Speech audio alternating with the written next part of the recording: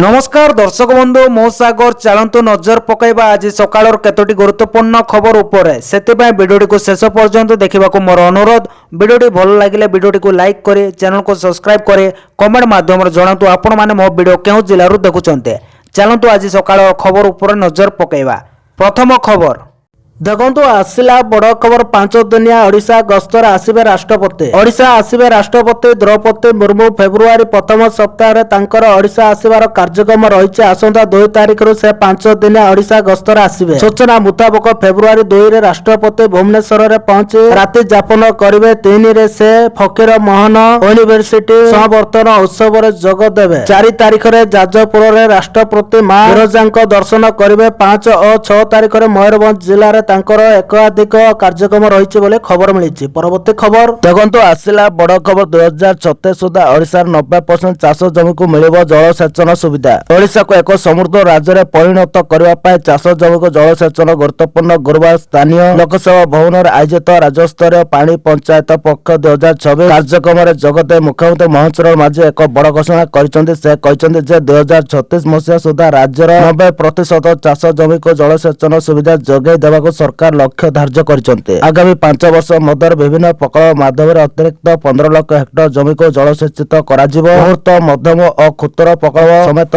Lift irrigation mega lift scheme एवं check dam जरिया एही सुविधा संप्रसारण कराजिबो बोले खबर मिलिছে। परवर्ती खबर देखंतु आसिला बड़ खबर। घाटी रे खसी पड़िला सेना गाड़ी बड़ दुर्घटना। 10 जन सैनिक शहीद अनेक आहत। जम्मू काश्मीर डोडा रे एक भयंकर घटना घटिছে। एक सेना ट्रांसपोर्ट ट्रक से अंचल दे जाउथवा समय एक गंभीर घाटी रे खसी पड़िथिला। जेउतरे 10 जन सैनिकों को मृत्यु होइतिला एवं 10 जन आहत होइतिले। कासपर ट्रक टी डोडार भादरह चंपा रास्ता रे यात्रा करतला, जहा पूर्व बहुत खराब अवस्था रे अछि। कासपर ट्रक टी प्राय 200 फुट गंभीर घाटी रे खसी पड़िथिला। सैनिक मानक उद्धार करबा पय उद्धार कार्य जारी रहिछि एवं उद्धार दल द्रुत गति कार्य करुचंती बोले खबर मिलिछि। परवर्ती खबर देखंतु आसिला बड़ खबर। 72 जन प्रधान शिक्षक शिक्षयित्री एक मासर दरमा बंद। एक्शन मोड रे जिला शिक्षाधिकारी पुरी जिलार 72 जन प्रधान शिक्षक शिक्षयित्री एक मासर दरमा बंद करने को चिठी जरिया निर्देश जारी करा जायछि। वर्षा समय रे वज्रपात हेले सेतिरु किभଳି सुरक्षित रही पारिबे एवं साप कामुड़ा तुरंत किभଳି प्राथमिक चिकित्सा होई पारिबो सेने जिलार समस्त स्कूल रे सचेतनता कार्यक्रम जरिया छात्र छात्री मानक अवगत करबा लागि निर्देशनामा जारी करा जायतिला। वज्रघात सचेतन पाई जिलार समस्त विद्यालय को 2000 टंका एवं साप कामुड़ा सचेतनता लागि जिलार समस्त स्कूल को 2500 टंका लेखाए प्रदान करा जायतिला। तेबे एही सचेतनता कार्यक्रम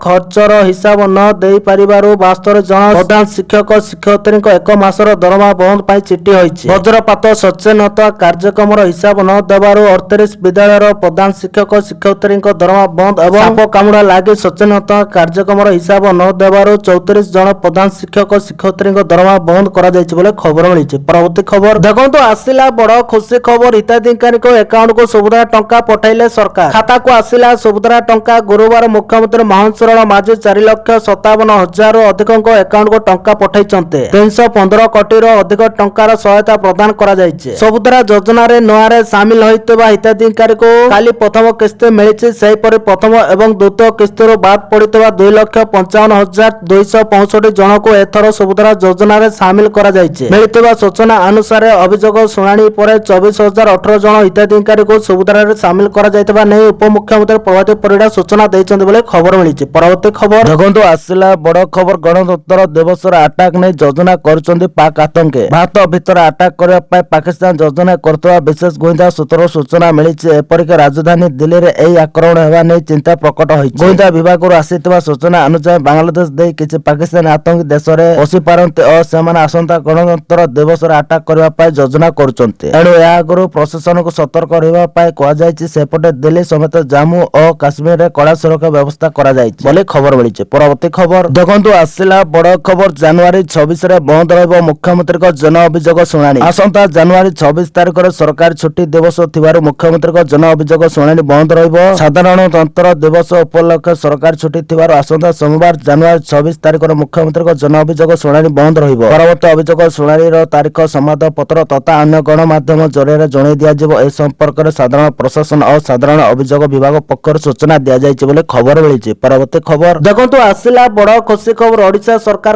বড় নিষ্পত্তি এবে মাগଣାରେ ହେବ নামলেখা পরীক্ষা। রাজ্যের শিক্ষা হার বড়াইবা এবং সমস্তক পাই শিক্ষা সুনিশ্চিত করিবা লক্ষ্যরে ওড়িশা সরকার এক গুরুত্বপূর্ণ পদক্ষেপ গ্রহণ କରିଛନ୍ତି। বিদ্যালয় ছাড়িଥିବା এবং স্কুল যাଉନଥିବା 14 ରୁ 18 ବର୍ଷ ବୟସ୍କ ପିଲାମାନଙ୍କ ପାଇଁ ନାମଲେଖା ଏବଂ ପରୀକ୍ଷା ଫିସ୍ ଛାଡ଼ କରିବାକୁ ସରକାର ନିଷ୍ପତ୍ତି ନେଇଛନ୍ତି। ରାଜ୍ୟ ମୁକ୍ତ ବିଦ୍ୟାଳୟ ଶିକ୍ଷା ସଂସ୍ଥାନରେ ନାମ ଲେଖାଉଥିବା ଛାତ୍ରଛାତ୍ରୀମାନେ ଏହି ସୁବିଧା ପାଇପାରିବେ। ଏଥିପାଇଁ ବିଦ୍ୟାଳୟ ଓ ଗଣଶିକ୍ଷା ବିଭାଗ ପକ୍ଷରୁ ବିଧିବଦ୍ଧ ଭାବେ ବିଜ୍ଞପ୍ତି ପ୍ରକାଶ ପାଇଛି ବୋଲି ଖବର ମିଳିଛି। ପରବର୍ତ୍ତୀ ଖବର ଦେଖନ୍ତୁ ଆସିଲା ବଡ ଖବର। ସୋମବାର ଖୋଲା ରହିବ ନନ୍ଦନକାନନ। ଆସନ୍ତା ସୋମବାର ଜାନୁଆରୀ 26ରେ ନନ୍ଦନକାନନ ଚିଡ଼ିଆଖାନା ଖୋଲା ରହିବ। ସାଧାରଣତନ୍ତ୍ର ଦିବସ ଅବସରରେ ନନ୍ଦନକାନନ ପ୍ରାଣୀ ଉଦ୍ୟାନ ଏବଂ ବୋଟାନିକାଲ ଗାର୍ଡେନ ମଧ୍ୟ ଖୋଲା ରହିବ ବୋଲି ଚିଡ଼ିଆଖାନା କର୍ତ୍ତୃପକ୍ଷ ସୂଚନା ଦେଇଛନ୍ତି। ସୋମବାର ପରିବର୍ତ୍ତେ ଏହା ମଙ୍ଗଳବାର ବନ୍ଦ ରହିବ। ସୂଚନା ଥାଉ କି ପ୍ରତି ସୋମବାର ନନ୍ଦନକାନନ ପ୍ରାଣୀ ଉଦ୍ୟାନ ବନ୍ଦ ରହିଥାଏ। ସାଧାରଣତଃ ଦିବସ ଏହି ଦିନ ପଡୁଥିବାରୁ ଏହା ପର୍ଯ୍ୟଟକଙ୍କ ପାଇଁ ଖୋଲା ରହିବ ବୋଲି ଖବର ମିଳିଛି। ପରବର୍ତ୍ତୀ ଖବର ଦେଖନ୍ତୁ ଆସିଲା ବଡ ଖବର। ଏଣିକି ମହିଳା ଡ୍ରାଇଭର ଚଲାଇବେ ଆମ ବସ୍। ଜାନୁଆରୀ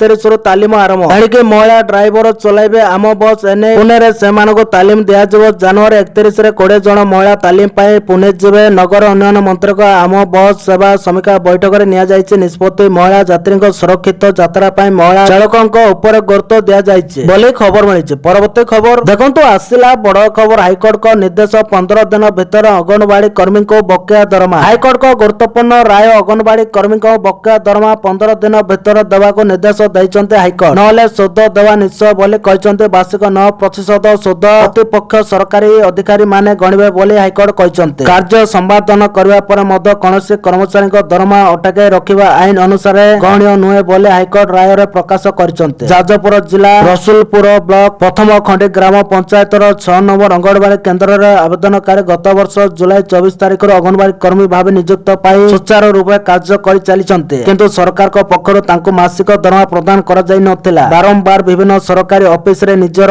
ଆବେଦନ କରିବା ସତ୍ତ୍ୱେ କୌଣସି ନିଷ୍କର୍ଷ ମିଳିନଥିଲା, ଯାହା ଫଳରେ ସେ ହାଇକୋର୍ଟଙ୍କ ଦ୍ୱାରସ୍ଥ ହୋଇଥିଲେ ବୋଲି ଖବର ମିଳିଛି। ପରବର୍ତ୍ତୀ ଖବର ଦେଖନ୍ତୁ ଆସିଲା ବଡ ଖବର। ମନ୍ତ୍ରୀଙ୍କ ବଡ ଘୋଷଣା, ହଟିବ ଡିଜେଲ ଚାଳିତ ଆମ ବସ୍। ଗୃହ ନିର୍ମାଣ ଏବଂ ନଗର ଉନ୍ନୟନ ମନ୍ତ୍ରୀ କୃଷ୍ଣଚନ୍ଦ୍ର ମହାପାତ୍ର ବୁଧବାର ଏକ ବଡ ଘୋଷଣା କରିଛନ୍ତି। ଡିଜେଲ ଚାଳିତ ଆମ ବସ୍ ହଟାଇବାକୁ ସରକାର ନିଷ୍ପତ୍ତି ନେଇଥିବା ମନ୍ତ୍ରୀ କହିଛନ୍ତି। ଏଣିକି ରାସ୍ତାରେ କେବଳ ଇଭି ଆମ ବସ୍ ଗଡ଼ିବ ବୋଲି ସେ କହିଛନ୍ତି। ଡିଜେଲ ଚାଳିତ ବସ୍କୁ ଧୀରେ ଧୀରେ ସ୍କ୍ରାପ କରାଯିବ ସହ ଇଭି ବସ୍ ଅଣାଯିବ ବୋଲି ମନ୍ତ୍ରୀ ଗଣମାଧ୍ୟମ ସୂଚନା ଦେଇଛନ୍ତି ବୋଲି ଖବର ମିଳିଛି। ପରବର୍ତ୍ତୀ ଖବର ଦେଖନ୍ତୁ ଆସିଲା ବଡ ଖବର। ମୋହନ ସରକାରଙ୍କ ବଡ ନିଷ୍ପତ୍ତି। ରାଜ୍ୟରେ ବ୍ୟାନ୍ ହେଲା ବିଡି, ଗୁଟଖା, ତମ୍ବାକୁ ଏବଂ ସିଗାରେଟ। ଓଡିଶା ସରକାର ନେଲେ ବଡ ନିଷ୍ପତ୍ତି। ସମସ୍ତ ତମ୍ବାକୁ ଉତ୍ପାଦ ଉପରେ ଲଗାଇଲେ ବ୍ୟାନ୍। ଏହି ନିଷ୍ପତ୍ତି ତମ୍ବାକୁ ବ୍ୟବହାରକାରୀଙ୍କ ଉପରେ ଯଥେଷ୍ଟ ପ୍ରଭାବ ପକାଇବ। ତେବେ 22 ଜାନୁଆରୀ 2024 ଠାରୁ ରାଜ୍ୟରେ ବିଡି, ସିଗାରେଟ, ଗୁଟଖା, ତମ୍ବାକୁ, ଖୈନି, ଜର୍ଦା ସହିତ ସମସ୍ତ ତମ୍ବାକୁ ଉତ୍ପାଦନକୁ ସମ୍ପୂର୍ଣ୍ଣ ଭାବେ ବ୍ୟାନ୍ କରାଯାଇଛି। ଏହା ସହ ଏହି ସମସ୍ତ ପଦାର୍ଥର ଉତ୍ପାଦନ, ପ୍ୟାକେଜିଂ, ବଣ୍ଟନ ଓ ବିକ୍ରି ଉପରେ ମଧ୍ୟ କଡା ପ୍ରତିବନ୍ଧ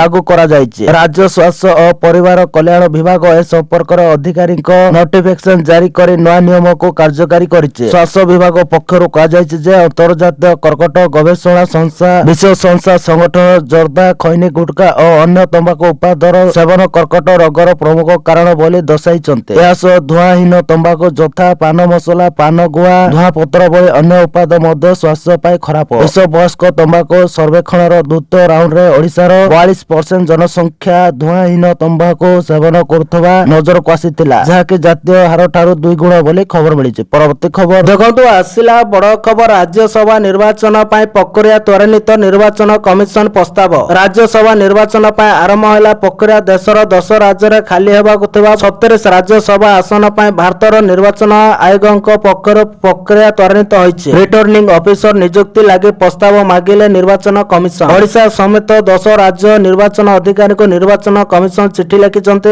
ଆସନ୍ତା ଏପ୍ରିଲରେ ଖାଲି ହେଉଛି 10 ରାଜ୍ୟର 37 ଆସନ। ମହାରାଷ୍ଟ୍ରର 7, ତାମିଲନାଡୁ ଓ ବିହାରର 6, ପଶ୍ଚିମବଙ୍ଗର 5ଟି ଆସନ ଖାଲି ହେବ। ଆସାମର 3, ତେଲେଙ୍ଗାନା, ଛତିଶଗଡ଼ ଓ ହରିୟାଣାର 2ଟି ଆସନ ଖାଲି ହେବ। ଯଦି ଓଡିଶା କଥା ଦେଖିବା ତାହେଲେ ଓଡିଶାର 4ଟି ଓ ହିମାଚଳ ପ୍ରଦେଶର 1ଟି ଆସନ ଖାଲି ହେବାର ଅଛି। ଆସନ୍ତା ଏପ୍ରିଲ 2 ତାରିଖରେ ସରୁଛି ଓଡିଶାର 4 ସାଂସଦଙ୍କ କାର୍ଯ୍ୟକାଳ। ମୁନା ଖାନ, ନିରଞ୍ଜନ ବିଶି, ମମତା ମହନ୍ତ ଓ ସୁଜିତ କୁମାରଙ୍କ କାର୍ଯ୍ୟକାଳ ସରିବ ବୋଲି ଖବର ମିଳିଛି। ପରବର୍ତ୍ତୀ ଖବର ଦେଖନ୍ତୁ ଆସିଲା ବଡ ଖବର। ମାର୍ଚ୍ଚ ସୁଦ୍ଧା କାର୍ଯ୍ୟକ୍ରମ ହବ ସମ୍ବଲପୁର ରାଡାର ଭୁବନେଶ୍ୱରରେ ଲାଗିବ। ମାର୍ଚ୍ଚ ସୁଦ୍ଧା ସମ୍ବଲପୁରରେ କାର୍ଯ୍ୟକ୍ରମ ହବ ଡପଲର ରାଡାର। ଏନେଇ ଆଇଏମଡି ଡିଜି ମୃତ୍ୟୁ ମୃତ୍ୟୁଞ୍ଜୟ ମହାପାତ୍ର ଗୁରୁତ୍ୱପୂର୍ଣ୍ଣ ସୂଚନା ଦେଇଛନ୍ତି। ସେ କହିଛନ୍ତି ସମ୍ବଲପୁର ପରେ ବାଲେଶ୍ୱର ଓ ଭୁବନେଶ୍ୱରରେ ନୂଆ ରାଡାର ଲାଗିବ। ବାଲେଶ୍ୱର ଏବଂ ଭୁବନେଶ୍ୱରରେ 2024 ଶେଷ ସୁଦ୍ଧା ନୂଆ ରାଡାର ଲାଗିବ। ଏହା ସହିତ ପୁରୀରେ 2027 ସୁଦ୍ଧା ନୂଆ ରାଡାର ସ୍ଥାପନ ହେବାକୁ ଯାଉଛି ବୋଲି ଆଇଏମଡି ଡିଜି କହିଛନ୍ତି ବୋଲି ଖବର ମିଳିଛି। ପରବର୍ତ୍ତୀ ଖବର ଦେଖନ୍ତୁ ଆସିଲା ବଡ ଖବର। ଅଧ୍ୟାପକଙ୍କୁ ବାଧ୍ୟତାମୂଳକ ଅବସର ଛାଟ ଉଚ୍ଚଶିକ୍ଷା ବିଭାଗର କଳା ନିର୍ଦ୍ଦେଶନାମା। ଅଧ୍ୟାପକ ଉପରେ ରାଜ୍ୟ ସରକାରଙ୍କ ବାଧ୍ୟତାମୂଳକ ଅବସର ଛାଟ ଉଚ୍ଚଶିକ୍ଷା ବିଭାଗ ଅଧୀନରେ କାର୍ଯ୍ୟରତ ଅଧ୍ୟାପକଙ୍କୁ ସରକାର ଚିହ୍ନଟ କରିବାକୁ ନିର୍ଦ୍ଦେଶ ଦେଇଛନ୍ତି। କାର୍ଯ୍ୟ ଦକ୍ଷତା ଓ ଆଚରଣ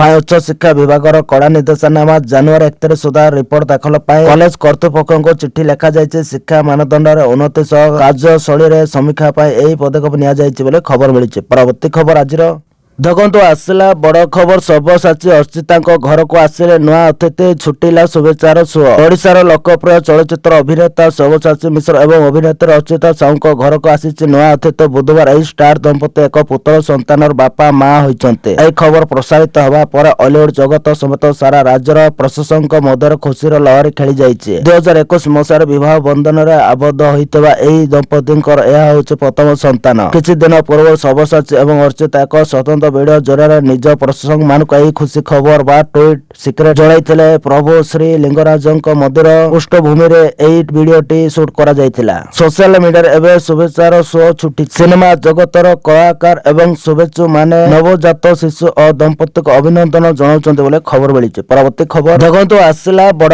ଖବର। ମିଳିଲା ଆଶ୍ୱସ୍ତି, କମିଲା ସୁନା ରୂପା ଦର। ସୁନା ରୂପା ଦର ବୃଦ୍ଧିରେ ବ୍ରେକ୍ ଲାଗିଛି। ଭୁବନେଶ୍ୱରର 22 କ୍ୟାରେଟ ସୁନା ଦର 2100 ଟଙ୍କା ହ୍ରାସ ପାଇ 1,41,450 ଟଙ୍କା ହୋଇଛି। ସେହିପରି 22 କ୍ୟାରେଟ ସୁନା ମୂଲ୍ୟ 2290 ଟଙ୍କା କମ୍ ହୋଇ 1,54,310 ଟଙ୍କାକୁ ହ୍ରାସ ପାଇଛି। ରୂପା କେଜି ମଧ୍ୟ 5,000 ଟଙ୍କା କମ୍ ହୋଇ 3,40,000 କୁ ହ୍ରାସ ପାଇଛି। ଆମେରିକା ରାଷ୍ଟ୍ରପତି ଡୋନାଲ୍ଡ ଟ୍ରମ୍ପ ଗ୍ରୀନଲ୍ୟାଣ୍ଡ ଅଧିଗ୍ରହଣକୁ ନେଇ ଦାଭୋସରେ ନରମ ଅଭିମୁଖ୍ୟ ପୋଷଣ କରିବା ପରେ ଉଭୟ ଜାତୀୟ ଓ ଅନ୍ତର୍ଜାତୀୟ ସ୍ତରରେ ସୁନା ଓ ରୂପା ଶସ୍ତା ହୋଇଛି ବୋଲି ଖବର ମିଳିଛି। ପରବର୍ତ୍ତୀ ଖବର ଦେଖନ୍ତୁ ଆସିଲା ବଡ ଖବର। ଅଧିକାରୀଙ୍କୁ ଚିଠି ଲେଖିଲେ ମୁଖ୍ୟ ଶାସନ ସଚିବ। ସମସ୍ତ ବରିଷ୍ଠ ଅଧିକାରୀଙ୍କୁ ଚିଠି ଲେଖିଛନ୍ତି ମୁଖ୍ୟ ଶାସନ ସଚିବ ଅନୁପ ଗର୍ଗ। କେନ୍ଦ୍ର ସରକାରଙ୍କ ଚିଠିକୁ ଗୁରୁତ୍ୱ ଦେବାକୁ ସେ ନିର୍ଦ୍ଦେଶ ଦେଇଛନ୍ତି। ମୁଖ୍ୟ ଶାସନ ସଚିବ କହିଛନ୍ତି ଗୁରୁତ୍ୱପୂର୍ଣ୍ଣ ପ୍ରସଙ୍ଗକୁ 7 ଦିନରେ ବ୍ୟକ୍ତିଗତ ଭାବେ ଜବାବ ଦେବାକୁ ସେ ଅଧିକାରୀମାନଙ୍କୁ ନିର୍ଦ୍ଦେଶ ଦେଇଛନ୍ତି। କେନ୍ଦ୍ର ସଚିବମାନଙ୍କ ଠାରୁ ମିଳିଥିବା ଚିଠିର ସମୟସୀମା ମଧ୍ୟରେ ନିଶ୍ଚିତ କରିବାକୁ ମଧ୍ୟ ମୁଖ୍ୟ ଶାସନ ସଚିବ ନିର୍ଦ୍ଦେଶ ଦେଇଛନ୍ତି ବୋଲି ଖବର ମିଳିଛି। ପରବର୍ତ୍ତୀ ଖବର ଦେଖନ୍ତୁ ଆସିଲା ବଡ ଖବର। 18 ରୁ 55 ବର୍ଷୀୟ ଏହି ମହିଳାମାନଙ୍କୁ ସରକାର ଦେବେ 5,000 ଟଙ୍କା। ଯୋଜନାର ଲାଭ କିପରି ନେବେ? ଭାରତ ସରକାର ଦେଶର ନାଗରିକଙ୍କ ପାଇଁ ଅନେକ କଲ୍ୟାଣକାରୀ ଯୋଜନା ଚଲାଇଛନ୍ତି। ଏହି ଯୋଜନା ଗୁଡିକ ମଧ୍ୟରୁ ଏକ ଗୁରୁତ୍ୱପୂର୍ଣ୍ଣ ଯୋଜନା ହେଉଛି ପ୍ରଧାନମନ୍ତ୍ରୀ ମାତୃବନ୍ଦନା ଯୋଜନା। 2024 ଜାନୁଆରୀ 1 ତାରିଖରେ ଏହି ଯୋଜନା 9 ବର୍ଷ ପୂର୍ଣ୍ଣ କରିଛି। ଏହି ଯୋଜନା ଅଧୀନରେ ଗର୍ଭବତୀ ମହିଳା ଓ ସ୍ତନ୍ୟପାନ କରୁଥିବା ମାମାନଙ୍କୁ ଆର୍ଥିକ ସହାୟତା ପ୍ରଦାନ କରାଯାଏ। ପ୍ରଥମ ସନ୍ତାନ ପାଇଁ 5,000 ଟଙ୍କା ଓ ଦ୍ୱିତୀୟ ସନ୍ତାନ ବାଳିକା ହେଲେ 6,000 ଟଙ୍କା ନଗଦ ସହାୟତା ମିଳେ। ଏହି ଯୋଜନା ମହିଳା ଓ ବାଳ ବିକାଶ ମନ୍ତ୍ରଣାଳୟ ଦ୍ୱାରା ମିଶନ ଶକ୍ତି ଅଧୀନରେ ପରିଚାଳିତ ହେଉଛି ବୋଲି ଖବର ମିଳିଛି। ପରବର୍ତ୍ତୀ ଖବର ଦେଖନ୍ତୁ ଆସିଲା ବଡ ଖବର। ଭିତରକନିକାରେ ବଢିଲା ବିଦେଶୀ ପକ୍ଷୀ ସଂଖ୍ୟା। ବିଶ୍ୱ ପ୍ରସିଦ୍ଧ ଭିତରକନିକା ଜାତୀୟ ଉଦ୍ୟାନରେ ବିଦେଶାଗତ ପକ୍ଷୀଙ୍କ ସଂଖ୍ୟା ବୃଦ୍ଧି ପାଇଛି। ଚଳିତ ମାସ 18 ତାରିଖ ଦିନ ବନ ବିଭାଗ ପକ୍ଷରୁ ହୋଇଥିବା ଗଣନା ରିପୋର୍ଟରୁ ଏହା ଜଣାପଡିଛି। ଗତ ବର୍ଷ ଭିତରକନିକାରେ 1,51,614ଟି ପକ୍ଷୀ ଭିଡ଼ ଜମାଇଥିବା ବେଳେ ଚଳିତ ବର୍ଷ ଭିତରକନିକାକୁ 1,52,762 କୁ ବୃଦ୍ଧି ପାଇଛି। ଅର୍ଥାତ୍ ଗତ ବର୍ଷ ଠାରୁ ଚଳିତ ବର୍ଷ ଭିତରକନିକାକୁ 148ଟି ପକ୍ଷୀ ଅଧିକ ଆସିଥିବା ଜଣାପଡିଛି। ଭିତରକନିକାରେ ଗତ 4 ବର୍ଷ ହେଲା ପକ୍ଷୀଙ୍କ ସଂଖ୍ୟା ବୃଦ୍ଧି ପାଉଥିଲେ ମଧ୍ୟ ପକ୍ଷୀଙ୍କ ପ୍ରଜାତି ସଂଖ୍ୟା କ୍ରମାଗତ ଭାବେ କମିବାରେ ଲାଗିଛି ବୋଲି ଖବର ମିଳିଛି। ପରବର୍ତ୍ତୀ ଖବର ଦେଖନ୍ତୁ ଆସିଲା ବଡ ଖବର। ଖୁବ୍ ଶୀଘ୍ର ଭାରତ ସହ ହେବ ବଡ ଡିଲ୍। ଦାଭୋସରେ ବିଶ୍ୱ ଅର୍ଥନୀତିଙ୍କ ଫୋରମକୁ ସଂଶୋଧିତ କରିବା ପରେ ଆମେରିକାର ରାଷ୍ଟ୍ରପତି ଡୋନାଲ୍ଡ ଟ୍ରମ୍ପ ଭାରତ ସହିତ ବାଣିଜ୍ୟ ଚୁକ୍ତି ସମ୍ପର୍କରେ ଏକ ପ୍ରମୁଖ ବିବୃତ୍ତି ଦେଇଛନ୍ତି। ସେ ପ୍ରଧାନମନ୍ତ୍ରୀ ନରେନ୍ଦ୍ର ମୋଦିଙ୍କୁ ପ୍ରଶଂସା କରିଛନ୍ତି ଏବଂ କହିଛନ୍ତି ଯେ ଆମେରିକା ଭାରତ ସହିତ ଏକ ମହାନ ବାଣିଜ୍ୟ ଚୁକ୍ତି କରିବ। ସେ କହିଛନ୍ତି ମୁଁ ଆପଣଙ୍କ ପ୍ରଧାନମନ୍ତ୍ରୀଙ୍କ ପ୍ରତି ବହୁତ ସମ୍ମାନ କରେ। ସେ ଜଣେ ଚମତ୍କାର ବ୍ୟକ୍ତି ଏବଂ ମୋର ଜଣେ ବନ୍ଧୁ। ଆମେ ଏକ ବଡ଼ ଚୁକ୍ତି କରିବାକୁ ଯାଉଛୁ। ଟ୍ରମ୍ପଙ୍କ ଏହି ବିବୃତ୍ତି ଏପରି ଏକ ସମୟରେ ଆସିଛି ଯେତେବେଳେ ଆମେରିକା ଭାରତ ଉପରେ 50% ଶୁଳ୍କ ଲାଗୁ କରିଛି, ଯାହା ବିଶ୍ୱର ସର୍ବୋଚ୍ଚ ଶୁଳ୍କ ମଧ୍ୟରୁ ଗୋଟିଏ। ଯଦିଓ ଉଭୟ ଦେଶ ପୁନରାବୃତ୍ତି କରିଛନ୍ତି ଯେ ବାଣିଜ୍ୟ ଚୁକ୍ତି ଆଲୋଚନା ଚାଲିଛି, ଏପର୍ଯ୍ୟନ୍ତ କୌଣସି ଚୂଡାନ୍ତ ନିଷ୍ପତ୍ତି ନିଆଯାଇ ନାହିଁ ବୋଲି ଖବର ମିଳିଛି। ପରବର୍ତ୍ତୀ ଖବର ଦେଖନ୍ତୁ ଆସିଲା ବଡ ଖବର। ଚଳିତ ବର୍ଷ ଜଳିବ ସାରା ଭାରତ ଭାରତ ଗରମରୁ ମିଳିବନି ରକ୍ଷା। ଚଳିତ ବର୍ଷ ରେକର୍ଡ ଭାଙ୍ଗିବ ତାତି। ମାର୍ଚ୍ଚ, ଏପ୍ରିଲ ଓ ମେ ଏହି 3 ମାସ ହେବ ଅଗ୍ନି ବର୍ଷା। ମାର୍ଚ୍ଚ ମାସରେ ପ୍ରବଳ ଖରା ହେବ। ଏପରିକି ହିଟ୍ ୱେଭ୍ ଅବଧି ବି ଅଧିକ ରହିବ ବୋଲି ସତର୍କ କରୁଛି ପାଣିପାଗ ବିଭାଗ। ଫେବୃଆରୀ ଆରମ୍ଭ ନ ହେଉଣୁ ନିଜର କରାଳ ରୂପ ଦେଖାଇଲାଣି ଖରା। ଉପର ମୁହାଁ ହେଲାଣି ପାରଦ। ଦିନ ତାପମାତ୍ରା 32 ଡିଗ୍ରୀ ପାଖାପାଖି ପହଞ୍ଚିଲାଣି। ସେହିପରି ଦିଲ୍ଲୀରେ 15 ଡିସେମ୍ବରରୁ 15 ଜାନୁଆରୀ ପର୍ଯ୍ୟନ୍ତ କଡ଼ା ଶୀତର ପ୍ରଭାବ ଦେଖାଯାଇଥିଲା। ଘନ ଧୁଆ ଓ ଶୀତ ଲହରୀରେ ସାଧାରଣ ଜୀବନ ଅସ୍ତବ୍ୟସ୍ତ ହୋଇପଡ଼ିଥିଲା। ଏହି ସମୟରେ ଦିନର ସର୍ବାଧିକ ତାପମାତ୍ରା 15ରୁ 17 ଡିଗ୍ରୀ ସେଲସିୟସ ମଧ୍ୟରେ ରହୁଥିବା ବେଳେ ରାତିର ସର୍ବନିମ୍ନ ତାପମାତ୍ରା 3 ଡିଗ୍ରୀ ତଳକୁ ମଧ୍ୟ ଖସି ଯାଇଥିଲା ବୋଲି ଖବର ମିଳିଛି। ପରବର୍ତ୍ତୀ ଖବର ଦେଖନ୍ତୁ, ଆସିଲା ବଡ଼ ଖବର। ଏଣିକି ଆଉ ଇଂରାଜୀ ଚଳିବନି, ଓଡ଼ିଆରେ ହେବ ସବୁ ସରକାରୀ କାମ। ଏଣିକି ଆଉ ଇଂରାଜୀ ଚଳିବନି, ଓଡ଼ିଆରେ ହେବ ସବୁ ସରକାରୀ କାମ। ସରକାରୀ କାର୍ଯ୍ୟାଳୟରେ ଓଡ଼ିଆ ହେବ ବାଧ୍ୟତାମୂଳକ। ଏହି ନିୟମ ବ୍ଲକ, ଜିଲ୍ଲା ଏବଂ ରାଜ୍ୟସ୍ତରୀୟ ସରକାରୀ ଅଫିସରେ କଡ଼ାକଡ଼ି ଲାଗୁ ହେବ। ସମସ୍ତ ବ୍ୟକ୍ତି ପତ୍ର ବିନିମୟ ଓଡ଼ିଆ ଭାଷାରେ ହେବ। ନିୟମ ଖିଲାପ କଲେ ଅଧିକାରୀଙ୍କ ବିରୋଧରେ ହେବ ନୋଟିସ। ସାଧାରଣ ପ୍ରଶାସନ ବିଭାଗ ପକ୍ଷରୁ ଏନେଇ ବ୍ୟକ୍ତି ପ୍ରକାଶ ପାଇଛି ବୋଲି ଖବର ମିଳିଛି। ପରବର୍ତ୍ତୀ ଖବର ଦେଖନ୍ତୁ, ଆସିଲା ବଡ଼ ଖବର। ବାଂଲାଦେଶକୁ ନେଇ ଭାରତ ସରକାରଙ୍କ ବଡ଼ ନିଷ୍ପତ୍ତି। ବାଂଲାଦେଶର ବର୍ତ୍ତମାନ ସୁରକ୍ଷା ପରିସ୍ଥିତିକୁ ଦୃଷ୍ଟିରେ ରଖି ଭାରତ ମଙ୍ଗଳବାର ଜାନୁଆରୀ 20, 2026 ସେଠାରେ ନିଯୁକ୍ତ ଭାରତୀୟ ଅଧିକାରୀଙ୍କ ପରିବାରକୁ ଫେରାଇ ନେବାକୁ ନିଷ୍ପତ୍ତି ନେଇଛନ୍ତି। ଏହି ପଦକ୍ଷେପ ବାଂଲାଦେଶ ସଂସଦ ନିର୍ବାଚନର ମାତ୍ର ସପ୍ତାହ ପୂର୍ବରୁ ନିଆଯାଇଛି। ସରକାରୀ ସୂତ୍ର ଅନୁଯାୟୀ ସୁରକ୍ଷା ପରିସ୍ଥିତିକୁ ଦୃଷ୍ଟିରେ ରଖି ଆମେ ହାଇ କମିଶନର ଏବଂ ଅନ୍ୟାନ୍ୟ ପଦବୀରେ ନିଯୁକ୍ତ ଆମର ଅଧିକାରୀଙ୍କ ଆଶ୍ରିତମାନଙ୍କୁ ଭାରତ ଫେରିବାକୁ ପରାମର୍ଶ ଦେଇଛୁ। ସେମାନେ ଆହୁରି କହିଛନ୍ତି ଯେ ବାଂଲାଦେଶରେ ମିଶନ ଖୋଲା ଅଛି ଏବଂ ସମସ୍ତ ପଦବୀରେ କର୍ମଚାରୀମାନେ କାର୍ଯ୍ୟ କରୁଛନ୍ତି ବୋଲି ଖବର ମିଳିଛି। ପରବର୍ତ୍ତୀ ଖବର ଦେଖନ୍ତୁ, ଆସିଲା ବଡ଼ ଖବର। ଗୋ ମାଫିଆଙ୍କ ବିରୋଧରେ ରାଜ୍ୟ ସରକାର କଠୋର। ରାଜ୍ୟରେ ଗୋରୁ ଚୋରା ଚାଲାଣକାରୀଙ୍କୁ ମହାନଙ୍କ ସତର୍କ ସୂଚନା। ଗୋମାତାଙ୍କ ଚୋର ଚାଲାଣ କରୁଥିବା ମାଫିଆଙ୍କ ମାନଙ୍କ ବିରୋଧରେ ହେବ କଡ଼ା କାର୍ଯ୍ୟାନୁଷ୍ଠାନ। ଗୋ ମାଫିଆଙ୍କ ବିରୋଧରେ ରାଜ୍ୟ ସରକାର କଠୋର ଅଭିମୁଖ୍ୟ ଗ୍ରହଣ କରିଛନ୍ତି। ମତ୍ସ୍ୟ ଓ ପଶୁ ସମ୍ପଦ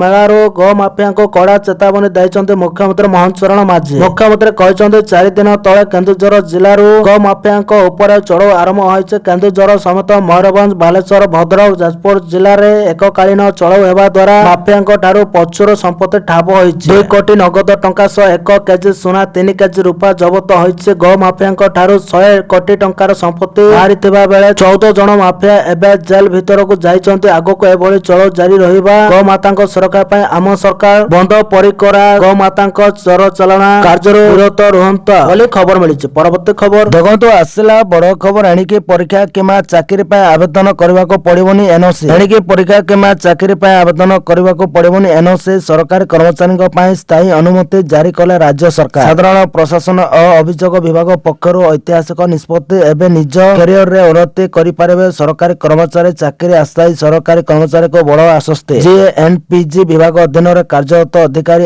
ଓ କର୍ମଚାରୀମାନଙ୍କ ଅନ୍ୟତ ଚାକିରି ଆବେଦନ ପାଇଁ ବାରମ୍ବାର ଏନ୍ଓସି ମାଗିବାକୁ ପଡ଼ିବ ନାହିଁ। ଏଣିକି ସମସ୍ତ କର୍ମଚାରୀଙ୍କ ପାଇଁ ଏକ ଷ୍ଟାର୍ଟିଂ ପରମିଶନ ବା ସ୍ଥାୟୀ ଅନୁମତି ପ୍ରଦାନ କରିଛନ୍ତି। ଏହି ନିର୍ଦ୍ଦେଶନାମା ବଳରେ କର୍ମଚାରୀମାନେ ୟୁପିଏସସି, ଓପିଏସସି, ଏସଏସବି, ଓଏସଏସସି ଏବଂ ଓଏସଏସସି ଭଳି ବିଭିନ୍ନ ନିଯୁକ୍ତି ପରୀକ୍ଷା ପାଇଁ ସିଧାସଳଖ ଆବେଦନ କରିପାରିବେ। ପୂର୍ବରୁ ପ୍ରତିଟି ଆବେଦନ ପାଇଁ ପୃଥକ ଭାବେ ଏନ୍ଓସି ନେବା ପ୍ରକ୍ରିୟା ବେଶ ସମୟ ସାପେକ୍ଷ ଥିଲା ବୋଲି ଖବର ମିଳିଛି। ପରବର୍ତ୍ତୀ ଖବର ଦେଖନ୍ତୁ, ଆସିଲା ବଡ଼ ଖବର। ୟୁପିଆଇରେ ହେବ ବଡ଼ ପରିବର୍ତ୍ତନ। ଉଡ଼ିଯିବ କ୍ରେଡିଟ୍ କାର୍ଡ କମ୍ପାନୀ ମାନଙ୍କ ହସ୍। ଭାରତର ଡିଜିଟାଲ ପେମେଣ୍ଟ ସିଷ୍ଟମରେ ପୁଣି ଏକ ବଡ଼ ପରିବର୍ତ୍ତନ ଆସିବାକୁ ଯାଉଛି। ଯେଉଁ ୟୁପିଆଇ ଦେଶକୁ ଅନଲାଇନ ନେଣ ଦେଣର ଅଭ୍ୟାସ ଦେଇଛି, ସେହି ୟୁପିଆଇ ଏବେ ଛୋଟ ଲୋନ କ୍ଷେତ୍ରରେ ବିପ୍ଳବ ଆଣିବାକୁ ପ୍ରସ୍ତୁତ। ଏନପିସିଆଇ ଓ ବ୍ୟାଙ୍କ ମାନଙ୍କ ମଧ୍ୟରେ ଚାଲୁଥିବା ଆଲୋଚନା ସଫଳ ହେଲେ ଆଗାମୀ ଦିନରେ ୟୁପିଆଇ କ୍ରେଡିଟ୍ ଲାଇନ ମଧ୍ୟ କ୍ରେଡିଟ୍ କାର୍ଡ ଭଳି ସୁଧମୁକ୍ତ ଅବଧି ମିଳିପାରେ। ଏପର୍ଯ୍ୟନ୍ତ ୟୁପିଆଇ କ୍ରେଡିଟ୍ ଲାଇନର ସବୁଠାରୁ ବଡ଼ ସମସ୍ୟା ଥିଲା ଯେ ଟ୍ରାଞ୍ଜାକ୍ସନ କରିବା ସହିତ ସୁଧ ଲାଗୁଥିଲା। ଯଦି କାହାର ଖାତାରେ ଟଙ୍କା ନଥାଏ ଓ ହଠାତ୍ 2000, 5000 ଟଙ୍କା ଦରକାର ପଡୁଥିଲା, ତେବେ ୟୁପିଆଇ କ୍ରେଡିଟ୍ ଲାଇନରୁ ଟଙ୍କା ମିଳୁଥିଲା। କିନ୍ତୁ ସେହି ଦିନଠାରୁ ସୁଧ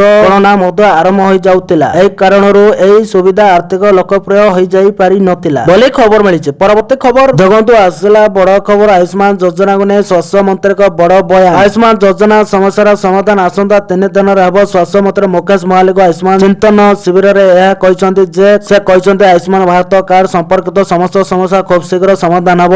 ଯେଉଁ ହିତାଧିକାରୀଙ୍କର କାର୍ଡ ହୋଇନାହିଁ ସେମାନେ ଆବେଦନ କରିପାରିବେ, ଡିଜିଟାଲ ମାଧ୍ୟମରେ ତଥ୍ୟ ଦେଖିପାରିବେ ଓ ଆବେଦନ ସ୍ଥିତି ଜାଣିପାରିବେ। ଆଗାମୀ ଦିନରେ ଆୟୁଷ୍ମାନ ଭାରତର ସମସ୍ତ ଡାଟା ଓଡ଼ିଆରେ ଉପଲବ୍ଧ ହେବ। ସାଧାରଣ ଲୋକଙ୍କୁ ଯୋଜନା ବୁଝିବା ଓ ସୁବିଧା ନେବା ଅଧିକ ସହଜ ହେବ। ଆୟୁଷ୍ମାନ ଯୋଜନାର ସୁବିଧା ପାଇଁ 3ଟି MOU ସ୍ୱାକ୍ଷରିତ ହୋଇଛି ବୋଲି ଖବର ମିଳିଛି। ପରବର୍ତ୍ତୀ ଖବର ଦେଖନ୍ତୁ, ଆସିଲା ବଡ଼ ଖବର। ତେଲେଙ୍ଗାନାରେ ପୁଣି କୁକୁରଙ୍କୁ ହତ୍ୟା। ପୁଣି ଥରେ ତେଲେଙ୍ଗାନାରେ ବହୁ ସଂଖ୍ୟକ କେତେକ ବୁଲା କୁକୁରଙ୍କୁ ହତ୍ୟା କରାଯାଇଛି। ହାଇଦ୍ରାବାଦରୁ ମାତ୍ର 50 କିଲୋମିଟର ଦୂର ରଙ୍ଗାରେଡ୍ଡି ଜିଲ୍ଲାରେ 100 କୁକୁରଙ୍କୁ ବିଷ ଦେଇ ହତ୍ୟା କରାଯାଇଥିବା ଅଭିଯୋଗ ହୋଇଛି। ପ୍ରକାଶ ଥାଉକି ପୂର୍ବରୁ ତେଲେଙ୍ଗାନାରେ ହିଁ 500 କୁକୁରଙ୍କୁ ହତ୍ୟା କରାଯାଇଥିବା ଏକ ମାମଲା ରିପୋର୍ଟ ହୋଇଥିଲା। ତେଲେଙ୍ଗାନା ପୋଲିସ ସନ୍ଦେହ କରୁଛି ଯେ କୁକୁର ଗୁଡ଼ିକୁ ବୃତ୍ତିଗତ ହତ୍ୟାକାରୀମାନେ ହତ୍ୟା କରିଛନ୍ତି। ଗାଁର ସରପଞ୍ଚ ଏବଂ ତାଙ୍କ ସହଯୋଗୀଙ୍କ ନିର୍ଦ୍ଦେଶରେ 100 କୁକୁରଙ୍କୁ ବିଷ ଦିଆଯାଇଥିବା ଅଭିଯୋଗ ହୋଇଛି। ଏହି ଘଟଣାରେ ପୋଲିସ ସରପଞ୍ଚଙ୍କ ସମେତ 3 ଜଣଙ୍କୁ ଗିରଫ କରିଛି ବୋଲି ଖବର ମିଳିଛି। ପରବର୍ତ୍ତୀ ଖବର ଦେଖନ୍ତୁ, ଆସିଲା ବଡ଼ ଖବର। 27 ବର୍ଷ ପରେ ନାସାରୁ ଅବସର ନେଲେ ସୁନିତା ୱିଲିୟମ୍ସ। ଭାରତ ଜନ୍ମିତ ନାସା ମହାକାଶଚାରୀ ସୁନିତା ୱିଲିୟମ୍ସ 27 ବର୍ଷର ଏକ ବିଶିଷ୍ଟ କ୍ୟାରିୟର ପରେ ଅବସର ନେଇଛନ୍ତି। ନାସା ମଙ୍ଗଳବାର ଜାନୁଆରୀ 20 ଘୋଷଣା କରିଛି ଯେ ତାଙ୍କ ଅବସର ଡିସେମ୍ବର 27, 2025ରୁ କାର୍ଯ୍ୟକାରୀ ହେବ। ସୁନିତା ୱିଲିୟମ୍ସଙ୍କ ଅଧ୍ୟାୟର ପ୍ରଶଂସା କରି ନାସା ଅଧିକାରୀ ଜାଣିଲେ ତାଙ୍କୁ ମାନବ ମହାକାଶ ଉଡ଼ାଣରେ ଜଣେ ନେତା ବୋଲି କହିଥିଲେ। ସେ କହିଛନ୍ତି ଯେ ବିଜ୍ଞାନ ଏବଂ ପ୍ରଯୁକ୍ତି ବିଦ୍ୟାରେ ତାଙ୍କର ଅବଦାନ ଚନ୍ଦ୍ରକୁ, ଆର୍ଟେମିସ୍ ମିଶନ ଏବଂ ମଙ୍ଗଳ ଗ୍ରହକୁ ଭବିଷ୍ୟତ ଯାତ୍ରା ପାଇଁ ମୂଳଦୁଆ ସ୍ଥାପନ କରିଛି ଏବଂ ତାଙ୍କର ସଫଳତା ଆଗାମୀ ପିଢ଼ିକୁ ପ୍ରେରଣା ଯୋଗାଇବ ବୋଲି ଖବର ମିଳିଛି। ପରବର୍ତ୍ତୀ ଖବର ଦେଖନ୍ତୁ, ଆସିଲା ବଡ଼ ଖବର। ଦୁଇ ଦେଶ ପରମାଣୁ ଯୁଦ୍ଧର ନିକଟତର ଅପରେସନ ସିନ୍ଦୁରକୁ ନେଇ ପୁଣି ଏମିତି କହିଲେ ଟ୍ରମ୍ପ। ଆମେରିକା ରାଷ୍ଟ୍ରପତି ଡୋନାଲ୍ଡ ଟ୍ରମ୍ପ ପୁଣି ଥରେ ଦାବି କରିଛନ୍ତି ଯେ ସେ 2025 ମେ ମାସରେ ଭାରତ ଏବଂ ପାକିସ୍ତାନ ମଧ୍ୟରେ ସମ୍ଭାବ୍ୟ ଯୁଦ୍ଧକୁ ରୋକିଥିଲେ। ହ୍ୱାଇଟ୍ ହାଉସରେ ଗଣମାଧ୍ୟମ ସହିତ କଥାବାର୍ତ୍ତା ସମୟରେ ଟ୍ରମ୍ପ କହିଛନ୍ତି ଯେ ଦୁଇ ଦେଶ ଏକ ଗମ୍ଭୀର ସାମରିକ ମୁହାଁମୁହିଁ ସ୍ଥିତିରେ ଅଛନ୍ତି ଏବଂ ପରିସ୍ଥିତି ପରମାଣୁ ଯୁଦ୍ଧ ପର୍ଯ୍ୟନ୍ତ ବୃଦ୍ଧି ପାଇପାରେ। ତାଙ୍କ ଦୂତ କାର୍ଯ୍ୟକଳାପର ପ୍ରଥମ ବାର୍ଷିକୀରେ ଦିଆଯାଇଥିବା ଏହି ବିବୃତ୍ତି ପୁଣି ଥରେ ଏହି ପ୍ରସଙ୍ଗରେ ଅନ୍ତର୍ଜାତୀୟ ବିତର୍କକୁ ଆରମ୍ଭ କରିଛି। ଡୋନାଲ୍ଡ ଟ୍ରମ୍ପ କହିଛନ୍ତି ଯେ ଗତ 10 ମାସରେ ସେ 8ଟି ଅସ୍ଥିର ଯୁଦ୍ଧ ସମାପ୍ତ କରିଛନ୍ତି। ଭାରତ ପାକିସ୍ତାନ ଉତ୍ତେଜନାକୁ ଉଲ୍ଲେଖ କରି ସେ ଦାବି କରିଛନ୍ତି ଯେ ସେହି ସମୟ ମଧ୍ୟରେ 8ଟି ବିମାନକୁ ଗୁଳି କରି ଖସାଇ ଦିଆଯାଇଥିଲା ଏବଂ ତାଙ୍କ ମୂଲ୍ୟାଙ୍କନରେ ଦୁଇ ଦେଶ ପରମାଣୁ ମୁକାବିଲାର ନିକଟତର ହୋଇଥିଲେ ବୋଲି ଖବର ମିଳିଛି। ପରବର୍ତ୍ତୀ ଖବର ଦେଖନ୍ତୁ, ଆସିଲା ବଡ଼ ଖବର। ହେବନି ଗାଡ଼ିର ପଞ୍ଜୀକରଣ, ଆସିଲା କଡ଼ା ନିୟମ। ଚାଲାଣ ନ ଭରିଲେ ହେବନି ଗାଡ଼ି ପଞ୍ଜୀକରଣ। ମୋଟର ଯାନ ନିୟମରେ ସଂଶୋଧନ କରି ଏଭଳି କଠୋର ନିୟମ ଜାରି କରିଛନ୍ତି କେନ୍ଦ୍ର ସରକାର। ଏହା ସହ ଡ୍ରାଇଭିଂ ଲାଇସେନ୍ସ ସମ୍ପର୍କିତ ଆବେଦନ ଆଗକୁ ବଢ଼ିବ ନାହିଁ। କୌଣସି ଗାଡ଼ି ଉପରେ ବର୍ଷକୁ 5 କିମ୍ବା ତାଠାରୁ ଅଧିକ ଥର ଚାଲାଣ କଟିଥିଲେ ଗାଡ଼ି ମାଲିକଙ୍କୁ କାର୍ଯ୍ୟାନୁଷ୍ଠାନ ସମ୍ମାନ କରିବାକୁ ପଡ଼ିବ। ଆହୁରି ମଧ୍ୟ କୋର୍ଟଙ୍କ ନିର୍ଦ୍ଦେଶରେ ଚାଲାଣ ବକେୟା ଥିବା ଗାଡ଼ି ଜବତ କରାଯାଇପାରିବ। ଚାଲାଣ କଟିବାର 15 ଦିନ ମଧ୍ୟରେ ପ୍ରତ୍ୟକ୍ଷ ଭାବେ ଖିଲାପିଙ୍କ ପାଖକୁ ପଠାଯିବ। ଇଲେକ୍ଟ୍ରୋନିକ୍ସ ମାଧ୍ୟମରେ 3 ଦିନରେ ଏହା ପଠାଯିବ। ଗାଡ଼ି ଯେଉଁମାନଙ୍କର ନାମରେ ପଞ୍ଜୀକୃତ କରାଯାଇଛି ସେହି ମାଲିକଙ୍କ ପାଖରେ ଏସଏମଏସ୍ ଓ ଇମେଲ ମାଧ୍ୟମରେ ମଧ୍ୟ ଚାଲାଣ ପହଞ୍ଚି ପାରିବ। ସୂଚନା ପାଇବାର 45 ଦିନ ମଧ୍ୟରେ ଚାଲାଣ ପ୍ରଦାନ କିମ୍ବା ଅଭିଯୋଗ କରିପାରିବେ ମାଲିକ। ସମୟ ସୀମା ଶେଷ ପରେ କୌଣସି ପଦକ୍ଷେପ ନ ନେଲେ ମୋଟର ଯାନ ନିୟମ ଉଲ୍ଲଂଘନ ବୋଲି ଧରି ନିଆଯିବ ଏବଂ ପରବର୍ତ୍ତୀ କାର୍ଯ୍ୟାନୁଷ୍ଠାନ ଗ୍ରହଣ କରାଯିବ। ସଂଶୋଧିତ ନିୟମକୁ 9 ବର୍ଷରୁ ଲାଗୁ କରାଯାଇଛି ବୋଲି ଖବର ମିଳିଛି। ପରବର୍ତ୍ତୀ ଖବର ଦେଖନ୍ତୁ, ଆସିଲା ବଡ଼ ଖବର। ଏପ୍ରିଲ 16ରୁ ଓଡ଼ିଶାରେ ଜନଗଣନା ନିଯୁକ୍ତ ହେବେ 1 ଲକ୍ଷରୁ ଅଧିକ ଅଧିକାରୀ। ଏପ୍ରିଲ 16ରୁ ଓଡ଼ିଶାରେ ପ୍ରଥମ ପର୍ଯ୍ୟାୟ ଜନଗଣନା। ଏପ୍ରିଲ 16ରୁ ମେ 15 ଯାଏଁ ଚାଲିବ ଜନଗଣନା। 30 ଦିନ ଧରି ପ୍ରଥମ ପର୍ଯ୍ୟାୟରେ ଘର ଗଣନା କରାଯିବ। ରାଜସ୍ୱ ବିପର୍ଯ୍ୟୟ ପ୍ରଶମନ ବିଭାଗ ପକ୍ଷରୁ ଏନେଇ ବିଜ୍ଞପ୍ତି ପ୍ରକାଶ ପାଇଛି। ପ୍ରଥମ ବିପର୍ଯ୍ୟୟରେ ଘର ଏବଂ ଆସବାବପତ୍ର ଗଣନା ହେବା। ଦ୍ୱିତୀୟ ପର୍ଯ୍ୟାୟରେ ଘରକୁ ଘର ହେବ ଜନଗଣନା। ନିଯୁକ୍ତ ହେବେ ଲକ୍ଷାଧିକ ଜନଗଣନା ଅଧିକାରୀ। ଏହା ପୂର୍ବରୁ ସବୁ ଜିଲ୍ଲାପାଳଙ୍କ ସହ ଆଲୋଚନା କରିଛନ୍ତି ଉନ୍ନୟନ କମିଶନର। ଲୋକସେବା ଭବନର ଉନ୍ନୟନ କମିଶନରଙ୍କ ଅଧ୍ୟକ୍ଷତାରେ ରାଜ୍ୟସ୍ତରୀୟ ଜନଗଣନା ସମନ୍ୱୟ କମିଟି ବୈଠକରେ ତାରିଖ ଧାର୍ଯ୍ୟ ହୋଇଥିଲା। ରାଜ୍ୟରେ ଜନଗଣନା ପାଇଁ 6 ମାସ ଧରି ପ୍ରସ୍ତୁତି ଚାଲିଥିଲା। ଭୁବନେଶ୍ୱର, କଟକରେ ପ୍ରି ଟେଷ୍ଟ ସରିଛି। ଆସନ୍ତା 3 ମାସ ଧରି ଜନଗଣନା ଅଧିକାରୀଙ୍କୁ ଦିଆଯିବ ଟ୍ରେନିଂ। 200 ଘର ପାଇଁ ଜଣେ ଜନଗଣନା ଅଧିକାରୀ ନିଯୁକ୍ତ ହେବେ। 6 ଜଣ ଅଧିକାରୀଙ୍କ ପାଇଁ ଜଣେ ସୁପରଭାଇଜର ନିଯୁକ୍ତ ହେବେ। ପ୍ରାୟ 1 ଲକ୍ଷ ଜନଗଣନା ଅଧିକାରୀ ନିଯୁକ୍ତ କରାଯିବ। ଜଣେ ଜନଗଣନା ଅଧିକାରୀଙ୍କୁ 25,000 ଆର୍ଥିକ ପ୍ରୋତ୍ସାହନ ଦିଆଯିବ। ଏପ୍ରିଲ 16ରୁ ମେ 15 ଭିତରେ ପ୍ରଥମ ଫେଜରେ ଘର ମାର୍କ ହେବ।